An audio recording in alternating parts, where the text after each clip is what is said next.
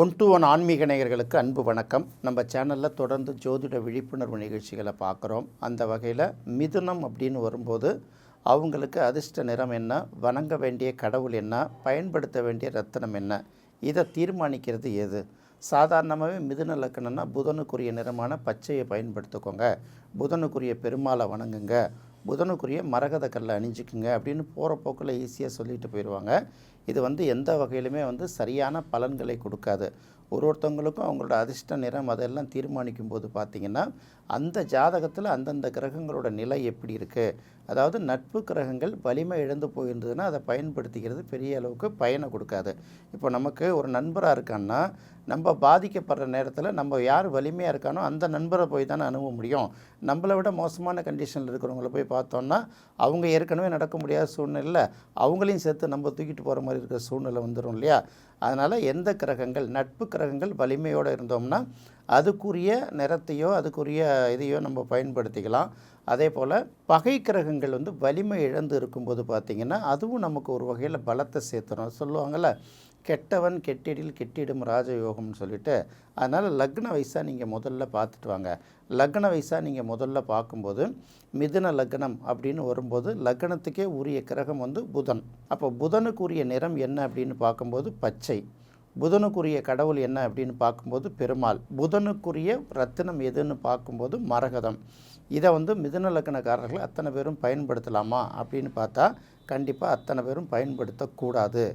இப்போ மிதுனத்துக்குரிய புதன் 2ஆம் இடத்துல இருந்ததுன்னா லக்னாதிபதி 2ஆம் இடத்துல இருக்கார், பண வருவாய் சேர்ந்துக்கிட்டே இருக்கும், அப்படி எதிர்பார்க்கக்கூடாது. கடகம்ங்கிறது மிதுனத்துக்கு பகை வீடு. அதே போல் இந்த மிதுனம்ங்கிறது உபய லக்கணம்ங்கிறதுனால 4 கேந்திரங்களில் இந்த புதன் இருந்தாலும் பலனை கொடுக்காது. உதாரணத்துக்கு மிதுன லக்கணமாக இருந்து புதன் மிதுனத்திலே இருந்தாலும், அடுத்தது கன்னியில் இருந்தாலும், தனுசில் இருந்தாலும், மீனத்தில் இருந்தாலும் கண்டிப்பாக புதன் சம்பந்தப்பட்ட எந்த விஷயத்தையும் அவங்க பயன்படுத்தக்கூடாது.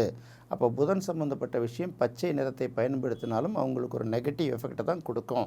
அதே போல் புதனுக்குரிய மரகதத்தை பயன்படுத்தினாலும் அவங்களுக்கு நெகட்டிவ் எஃபெக்டை தான் கொடுக்கும்.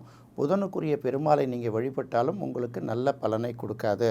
அப்போ தெளிவாக தெரிஞ்சுக்கிட்டிங்கன்னா புதன் 2ஆம் இடத்துல இருந்தாலும் 4 கேந்திரங்களில் இருந்தாலும் மிதுன லக்கணக்காரர்களுக்கு புதனுடைய சம்பந்தப்பட்ட எந்த விஷயங்களும் நல்ல அதிர்ஷ்டத்தை கொடுக்காது அப்படிங்கிறத ஃபஸ்ட்டு தெரிஞ்சுக்கணும்.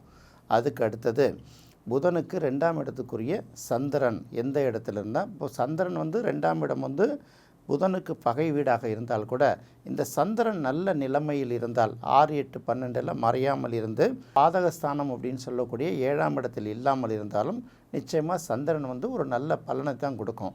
அப்போ அந்த மாதிரி வர்ற பட்சத்தில் சந்திரனுடைய நிறத்தை யூஸ் பண்ணிக்கலாம், சந்திரனுடைய நிறமான வெண்மையை யூஸ் பண்ணிக்கலாம், சந்திரனுக்கு குறிக்கக்கூடிய கடவுளான பார்வதியை வணங்கலாம், சந்திரனுக்கு உரிய நவரத்தினமான முத்தையும் பயன்படுத்திக்கலாம், நல்ல பலனை தான் கொடுக்கும். அடுத்தது மிதுன ராசிக்கு மிதுன லக்கணத்துக்கு 3ஆம் இடத்துக்குரிய சூரியன் 6ல் இருந்தால் கூட ஒரு நல்ல பலனை தான் கொடுக்கும். பொதுவாகவே எந்த லக்கணத்துக்கும் 6ஆம் இடத்துல சூரியன் இருக்கிறது நல்ல பலன் தான் கொடுக்கும். 8ஆம் இடத்துல இருந்ததுன்னா நல்ல பலனை கொடுக்கறது, 12ஆம் இடத்துல இருந்தாலும் நல்ல பலனை கொடுக்காது அப்படிங்கிறத முதல்ல தெரிஞ்சுக்கணும். அதே போல் மிதுன லக்கணத்துக்கு பாதகமான 7ஆம் இடமான தனுசில் சூரியன் இருந்தாலும் நல்ல பலனை கொடுக்காது. அப்போ சூரியன் பொதுவாகவே இந்த லக்கணத்துக்கு சில விஷயங்களை நம்ம எடுக்கிறோம் இல்லையா? இந்த மிதுன லக்கணம்னு வரும்போது குருவோ புதனோ கேந்திரங்களில் இல்லாமல் இருந்து நல்ல நிலையில் இருந்தால் அதற்குரிய நிறத்தை நீங்கள் பயன்படுத்தினா கூட நல்லது தான். பொதுவாக புதனுக்கு இப்போ மிதுன லக்கணத்துக்கு குரு பாதகத்துக்குரிய கிரகம் அப்படிங்கிறதுனால குருவுக்குரிய மஞ்சள் நிறத்தையோ இப்போ குருவுக்குரிய தங்கத்தையோ பயன்படுத்தக்கூடாது. இப்போ எந்த தங்கத்தை பயன்படுத்தக்கூடாதுன்னு எந்த லேடிஸாவது சொன்னால் கேட்பாங்களா? 100க்கு 95% கேட்க மாட்டாங்க. அளவை கொஞ்சம் குறைவாக பயன்படுத்துறது மட்டும்தான் பார்த்துக்கணுமே தவிர அது பெரிய அளவுக்கு பலனை கொடுக்காது. ஒருவேளை மிதுன லக்கணமாக பிறந்து அவங்களுக்கு குரு ஒரு 6, 8, 12 மறைஞ்சிருக்குன்னு வச்சுப்போமே, அப்போ கூட 8ல் இருந்தால் கூட பார்த்திங்கன்னா நீச்சமாயிடும். மற்ற இடங்களில் மறைவிடத்தில் இருக்குது அப்படின்னு பார்த்தா 9ஆம் இடத்துல இருந்தால் கூட நல்ல பலன் தான் கொடுக்கும். அதுக்குன்னு அதை பயன்படுத்தணுங்கிற அவசியம் இல்லை. அப்போ ஒரு லக்கணத்துக்கு எது நல்லது எது கெட்டதுன்னு பார்த்து யூஸ் பண்ணிக்கணும். அடுத்தது மிதுன லக்கணத்துக்கு 5ஆம் இடத்துக்குரிய கிரகம் சுக்கிரன் இல்லையா? அவரே 12ஆம் இடத்துக்குரியவராக இருந்தாலும் இந்த இடத்துல பஞ்சமாதிபதி அப்படின்னு வரும்போது சுக்கிரனுக்குரிய நிறங்களை பயன்படுத்துறது மிதுன லக்கணத்துக்கு நல்ல பலனை கொடுக்கும். அப்போ சுக்கிரன் நல்ல நிலையில் இருக்காரா அப்படின்னு பார்த்து தான் அந்த சுக்கிரனுக்குரிய நிறத்தை பயன்படுத்தலாமா, அதுக்குரிய காரகத்துவத்தை பயன்படுத்தலாமான்னு பார்க்குறோம். அப்போ சுக்கிரன் அப்படிங்கிறவர் வந்து கடகத்திலேயோ சிம்மத்திலேயோ இருந்தால், நான் சொல்கிறது மிதுன லக்னத்துக்கு, சுக்கிரன் வந்து கடகத்திலேயோ சிம்மத்திலேயோ இருந்தால் நல்ல பலனை கொடுக்காது. அதே போல் தனுசு ராசியில் இருந்தாலும் நல்ல பலனை கொடுக்காது. அதுக்கு அடுத்தது பார்த்திங்கன்னா சுக்கிரன் வந்து நல்ல நிலையில் இருக்கணும். அதாவது பகை வீட்டில் இருக்கக்கூடாது, பாதக வீட்டில் இருக்கக்கூடாது. மற்றபடி சுக்கிரன் எங்கே இருந்தாலும் நல்ல பலனை தான் கொடுப்பாரு. அப்போ மிதுன லக்னத்துக்கு சுக்கிரனுடைய காரகத்துவமான அது என்ன நிறம் அப்படின்னு பார்க்கும்போது பிங்க் நிறத்தையோ இல்லை பால் வெண்மை நிறத்தையோ பயன்படுத்தினா நல்ல பலனை கொடுக்கும். அடுத்தது பார்த்திங்கன்னா சுக்கிரனுக்குரிய வைரம் நல்ல பலனை கொடுக்கும். சுக்கிரனுக்குரிய பெருமாளை வழிபடுவதும் நல்ல பலனை கொடுக்கும்.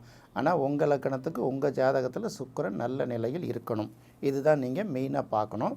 அடுத்தது பார்க்கும்போது மிதுன லக்கணத்துக்கு 6ஆம் இடத்துக்குரிய கிரகம் அப்படின்னு பார்க்கும்போது செவ்வாய், 11ஆம் இடத்துக்குரிய கிரகமும் செவ்வாய் தான். இந்த செவ்வாய்க்குரிய நிறத்தை பயன்படுத்தலாமா அப்படின்னு பார்க்கும்போது செவ்வாய் நல்லா இருந்தாலும் சரி, கெட்டு போயிருந்தாலும் சரி, நிச்சயமாக செவ்வாய்க்குரிய அந்த நிறத்தை பயன்படுத்தாமல் இருப்பது, சிவப்பு நிறத்தை பயன்படுத்தாமல் இருப்பது தான் மிதுன லக்கணத்துக்கு நல்ல பலனை கொடுக்கும்.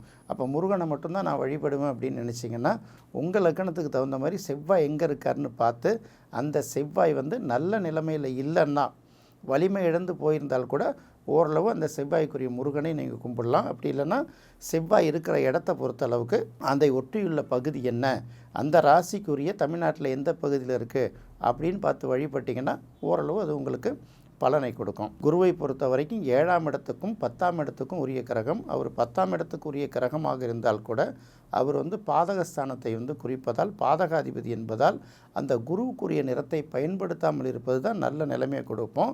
அப்போ அந்த இடத்துல மஞ்சள் நிறத்தை யூஸ் பண்ணக்கூடாது, தங்கத்தை யூஸ் பண்ணக்கூடாது. குருக்குரிய கடவுளையும் பெரிய அளவுக்கு தேடி போய் வணங்குறது பிரயோஜனம் இல்லை அப்படிங்கிறத எடுத்துக்கலாம். அடுத்தது சனி. சனியை பொறுத்த வரைக்கும் பார்த்திங்கன்னா 50-50 தான். ஏன்னா அவரே 8ஆம் அதிபதி, அவரே 9ஆம் அதிபதிங்கிற வர்றதுனால சனிக்குரிய நிறமும், சனிக்குரிய கடவுளும், சனிக்குரிய நவரத்தினமும் ஓரளவு தான் உங்களுக்கு பலனை கொடுக்கும். எப்படி இருந்தாலும் வந்து புதன், சுக்கிரன், சனி எல்லாமே பெருமாளுங்கிறதான உங்கள் இந்த 3ல் எது நல்லா இருக்காரோ அதுக்கு தகுந்த பெருமாளை தேர்ந்தெடுத்துக்கோங்க. ஏன்னா புதனுக்கு ஒரு பெருமாள், சுக்கிரனுக்கு ஒரு பெருமாள், சனிக்கு ஒரு பெருமாள் நிறைய இருக்குது இல்லையா? அதுக்கு தகுந்த பெருமாளை தேர்ந்தெடுத்து நீங்கள் வழிபடும்போது உங்களுக்கு நல்ல பலனை கிடைக்கும். மிதுன லக்கணத்துக்கு கடுமையான பகைன்னு பார்க்கும்போது செவ்வாய் தான் கடுமையான பகையை கொடுக்குங்கிறனால, குருவும் கடுமையான பகையை கொடுக்குங்கிறனால இந்த குரு காரகத்துவத்தை தவிர்த்துட்டு செவ்வாயுடைய காரகத்தை தவிர்த்துட்டு நீங்கள் யூஸ் பண்ணலாம். ஒருவேளை செவ்வாய் வந்து உங்களுடைய ஜாதகத்தில் வலிமை இழந்திருந்தாலும், குரு உங்களுடைய ஜாதகத்தில் வலிமை இழந்து அல்லது மறைந்திருந்தாலும் அதுவும் சில நேரங்களில் நல்லது பயக்குங்கிறத மட்டும் மனசில் வச்சு தான் நீங்கள் எந்த ரத்தினத்தை பயன்படுத்துவது, எந்த கடவுளை வழிபடுவது, எந்த நிறத்தை அதிர்ஷ்ட நிறமாக பயன்படுத்துவதுங்கிறத பார்த்து நீங்கள் முடிவு பண்ணணும். இது தெரிஞ்சுக்கிட்டாலே கிட்டத்தட்ட எது வேணும் எது வேணாம் அப்படிங்கிறத முடிவு பண்ணிக்கலாம். எல்லோரும் ஒரு மாதிரி சொல்கிறீங்களே, நீங்கள் என்ன குழப்புறீங்களே யோசிச்சு பண்ணக்கூடாது. எல்லோரும் குழப்புறது தான் தெளிவுபடுத்தி வைக்கிறான். யாரோ ஒரு விறகு வெட்டிக்கு கடவுள் வந்து 3 கொடாலி கொடுத்ததுனால விறகு வெட்டுற அத்தனை பேருக்கும் கடவுள் கொடுத்துட மாட்டார் இல்லையா? நாம் தான் நம்மளுடைய பகுத்தறிவை யூஸ் பண்ணி, ஜோதிட ஞானத்தை யூஸ் பண்ணி அனுபவத்தை பயன்படுத்திக்கணும். என்ன நேயர்களே, இந்த நிகழ்ச்சி உங்களுக்கு ரொம்ப பிடிச்சிருக்குன்னு நினைக்கிறேன். மீண்டும் மற்றொரு சுவையான நிகழ்ச்சியில் சந்திக்கலாம். நன்றி, வணக்கம்.